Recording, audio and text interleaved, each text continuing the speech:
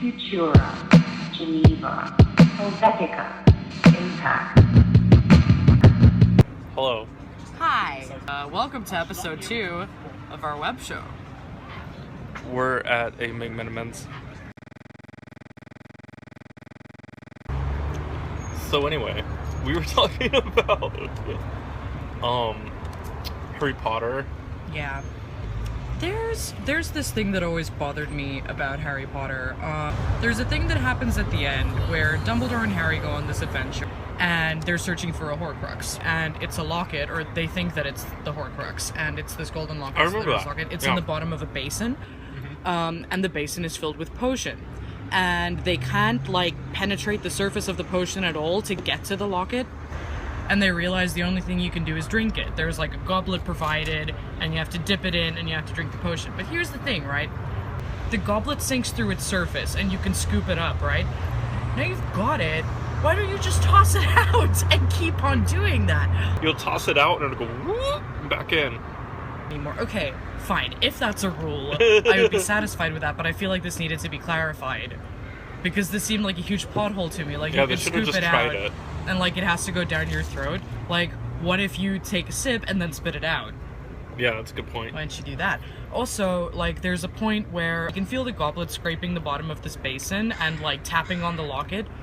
If that's possible, why don't you just scoop the locket out with the goblet and be like, ta-da! Here it is in the cup, let's go. And just take it with you. Yeah.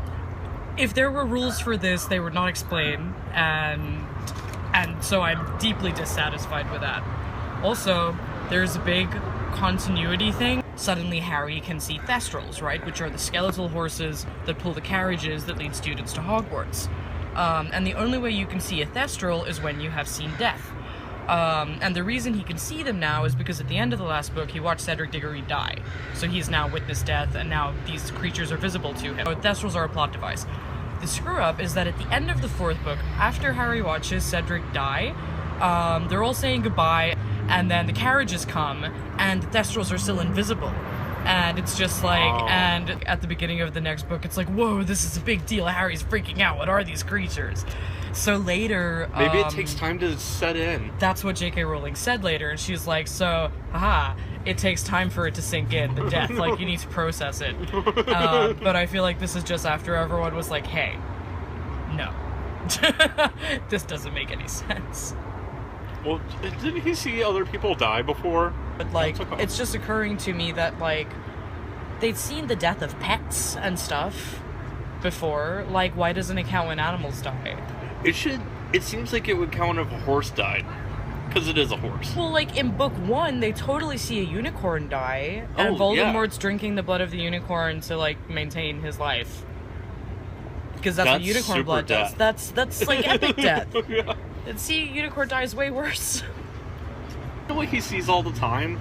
Death Eaters, they're basically dead. There might as well be Grim Reapers. You know? That's true. So I feel like animal deaths and unicorn deaths ought to count. I think especially unicorn deaths. I think Thestrals are the most blatant plot device. Seeing a unicorn die would basically unlock everything possible for you. Yeah, I think that's the final terrible thing that you will witness in your lifetime. Right.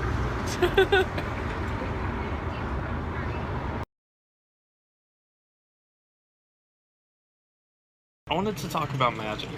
I would like to talk about magic with you. Magic. About genies in general. About only getting 3 wishes. Yes. You can't wish for more wishes. Right.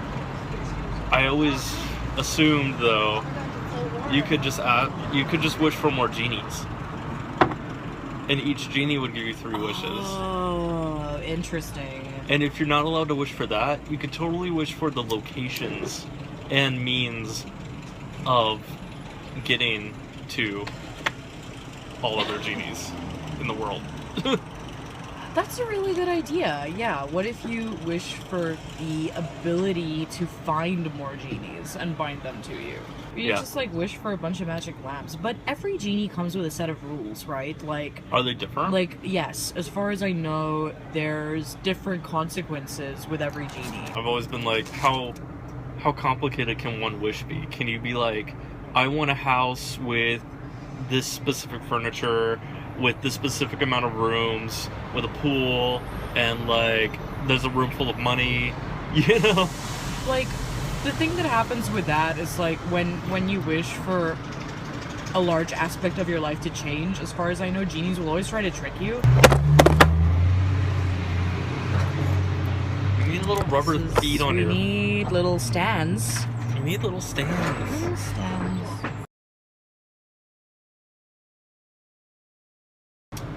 Do you know what's like the stupidest wish device ever in popular culture? Has got to be the Orin. In Neverending Story. Oh yeah. Like, that was a mess. It seemed like just the writing on it was like, oh, what's it do? It removes your memories for every wish that you make.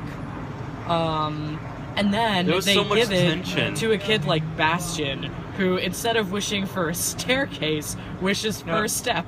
And another one. step. And another one. And another one.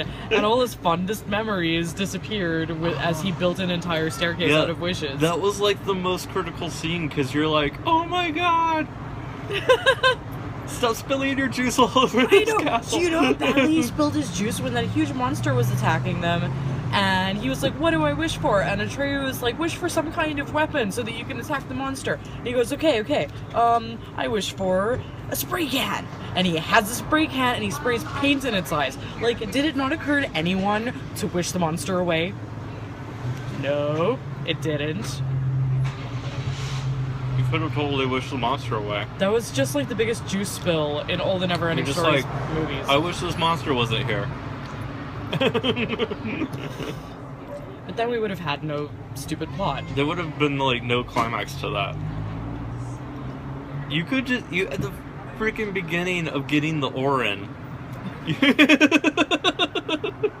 you wish for your ultimate goal to just happen. Right? Like, oh, I have the aura now and it grants wishes, and my quest is to save Fantasia. I wish for Fantasia to be saved. You know, it's interesting that like Santa isn't just asexual. When did the whole thing come up of Mrs. Claus? How long has Santa been married? How long has that been in the mythology? Probably just when they got scared about homosexuality. I feel like it's not canon. They're just like, oh, he needs a wife. That'd be cute. You know, Coca-Cola probably made it up. Oh, I bet they did. Yeah. Isn't it ridiculous that the whole holiday and everything, the color is red now, and it's all because of Coca-Cola? What was it before? It was green. And Christmas People were became like, red. who's this guy and what's he wearing? Who's he wearing? Who is he wearing? Who's the designer? It's Ralph Lauren. I don't know. Ralph Lauren. If Ralph Lauren did a Santa suit, it would be cool.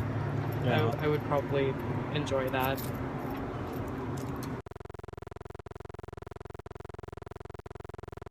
Did it ever bother you that those elemental stones could never have fit inside of Lava Laguna's stomach? And when the first one came out, It was huge. it was like, that is clearly the size of her entire stomach.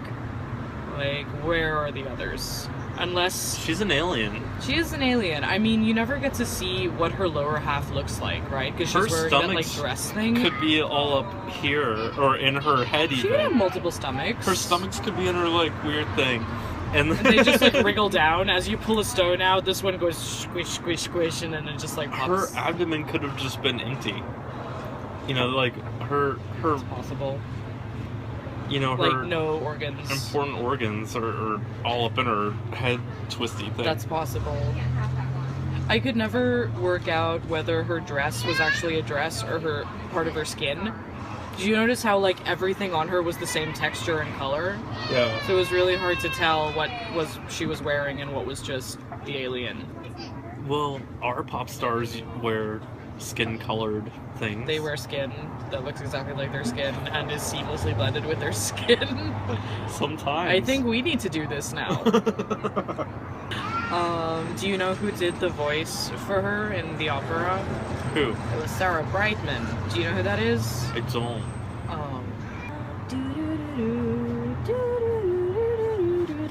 Oh.